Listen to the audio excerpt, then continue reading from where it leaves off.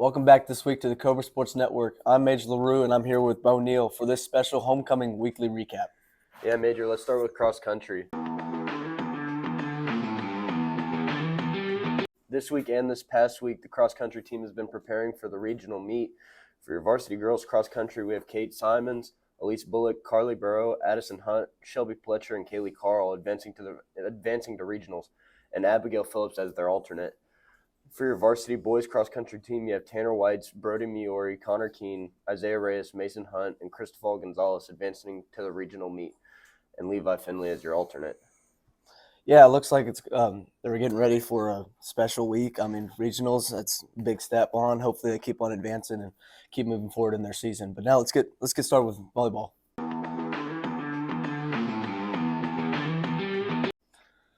Volleyball played against Edna and Columbus this week. Senior setter number 8, Kate Simons, was your SPNI top performer of the week. Kate was a huge part of our win versus Edna on Tuesday, where she hit her 1,000th dig of her high school career. She also was a huge part in taking Columbus to 5. In this match, she also hit her 1,000th assist for her career. Versus Edna and Columbus this last week at home, we beat Edna in 2 and lost to Columbus in 3 on the JVB level. The JVA team beat Edna in 2 and lost to Columbus in 2. And on the varsity level, we beat Edna in 4 and lost to Columbus in 5. So great job this week from the Cobra volleyball team. We look forward to seeing how they do this upcoming week. Yeah, let's get moving on to football now. Cooper Martin is your SPNI top performer of the week for offense this week. He dominated with 208 rushing yards and 4 touchdowns on 22 carries. Jaden Kemp is your SPNI top performer of the week for the defensive side. He tallied 6 solo tackles, 2 assists, 2 tackles for loss, and 2 sacks at last Friday's game. That was a great game for both of them. The varsity and JV both played Van Vleck, and the freshmen played Shiner. Freshmen went to Shiner but lost in a close one, 12-14. JV played Van Vleck at home and won 21-0. And varsity, we'll talk a little bit more about them. Yeah, Industrial Cobras won 35. Van Vleck lost. They had 21 points in a high-energy matchup. There were outstanding performance by, again, Cooper Martin, who rushed for 4 total touchdowns. In the first quarter, the Cobras started strong, with Aiden Yanish rushing in for a 25-yard touchdown to give the Industrial Cobras a 7-point lead. Yeah, in the second quarter, Cooper Martin broke through with a 17-yard touchdown run, extending the lead to 14-0 as the Industrial defense stifled Van Vleck's offense. Yeah, in the third quarter, Martin added another score in the third quarter on a 14-yard run, increasing the lead 21-0. Van Vleck then responded with a 3-yard touchdown run, but missed the extra point to keep the score 21-6. Yeah, Major Van Vleck closed the gap in the fourth quarter with a 33-yard touchdown pass, making it 21-13. However, Martin continued his stellar night, scoring 2 more rushing touchdowns, 5 and 10 yards each, to push the lead to 35-13. The Leopards added a late 75-yard touchdown run after a 2-point conversion, but the Cobras maintained the control to secure the 35-21 victory. Yeah, like we said, a bunch of outstanding performance on offense. Cooper Martin dominated with 208 rushing yards and 4 total touchdowns on 22 carries. Aiden Yanish added to that with 122 yards on 6 carries, including the game-opening touchdown. Nick Kuchler contributed on 93 rushing yards and completed 4 out of 7 passes for 27 yards.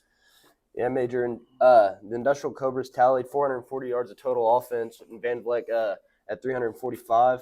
We were powerful on the ground this week. We had 413 yards on the ground, and Van Vleck had 243. We stuck mainly to the ground. We didn't try to air it out much. We only had 27 passing yards, and went to Van Vleck's 102. But we did end up winning the turnover battle 0-2. So it was a great night.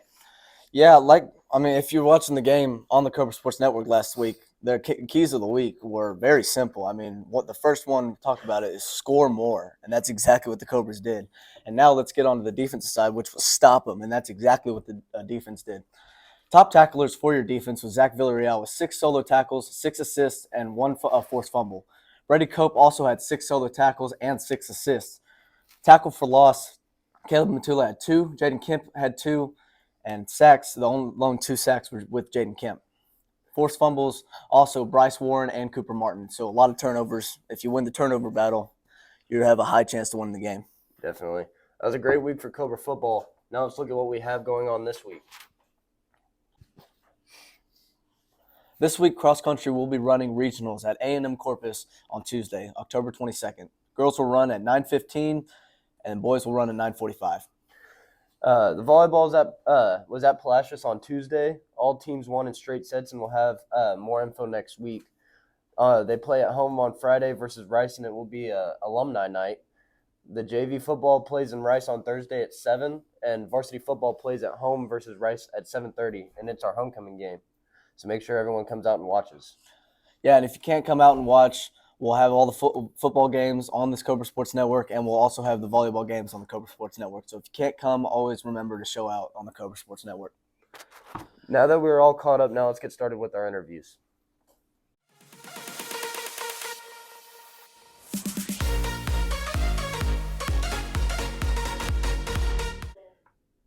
Today I'm joined here with head cross-country coach, Coach Elkins. How are you doing today? I'm great. I just wanted to talk to you a little bit about your two regional qualifying cross-country teams today, get your insight on things. So how does it feel to be able to make regionals with not just your boys' team, but also your girls' team? Oh, we're ecstatic over it. We had a real good district meet, ran really well that day, and we're proud to get 14 runners at the regional meet. Not everybody can do that. Definitely. Who are the star teams or the front runners that are going to be the main competition at the regional meet? On the girls' side, it's probably going to be Poth, Lytle, Randolph. On the boys' side, it's going to be Lytle, San Antonio Cole, and those are the two biggest. What's your main focus going into regionals? I know, I've talked to you a little bit prior to this, but what's your main focus here? What's the common goal for both sides, boys and girls? Well, the common goal is for both of them to go over there and compete and hopefully get to state. Okay, top 4 teams and the top 10 individuals who are not part of those 4 teams qualify. I mean, that's the goal. How realistic that is for each of them just depends on the kids and whether they bring it or not. This is the biggest meet coming up that they've ran in so far this year. What's something you're telling them to keep them encouraged and keep them motivated to go and do their best? There's a prize at the end. It's like, my little thing, see you at the top. It's a process. We're climbing a mountain. You want to get to the very top. So when the season's over, you want to know that you did exactly as much as you could and you achieved what you were capable of. Throughout the duration of the season, who are some of your runners on both sides that have really stepped up, shown major improvement since last year, and really worked hard in the offseason to produce highly for their team this year? Okay, on the girls' side, Kylie Benavides comes to mind. She's really stepped up this year. Her times are more consistent. She's consistently faster than she was last year. She trains really well. All the girls have stepped up and done their best, but Kylie just comes to mind when you're going to ask me that question. On the boys' side, all the varsity boys. It's the first time we've had a varsity boys team even qualify for regionals in 3 years, and they've all stepped up, worked hard.